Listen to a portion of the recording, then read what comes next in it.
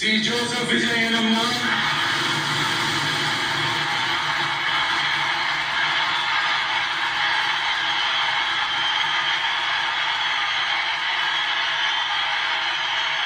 சட்டத்துறை அமைக்க பெற்ற இந்திய அரசியல் அமைப்பின்பால் உண்மையான நம்பிக்கையும் மாறாப்பற்றும் கொண்டிருப்பேன் என்றும் இந்திய நாட்டின் ஒப்பில்லாத முழு முதல் ஆட்சியையும் ஒருமையையும் நிலை நிறுத்துவேன் என்றும்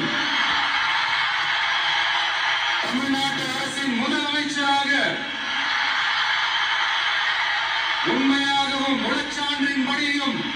என் கடமைகளை நிறைவேற்றுவேன் என்றும் அரசியல் அமைப்பிற்கும் சட்டத்திற்கும் இணங்க அச்சமும் ஒருதலை சார்பும் இன்றி விருப்பு வெறுப்பை விலக்கி பலதரப்பட்ட மக்கள் அனைவருக்கும்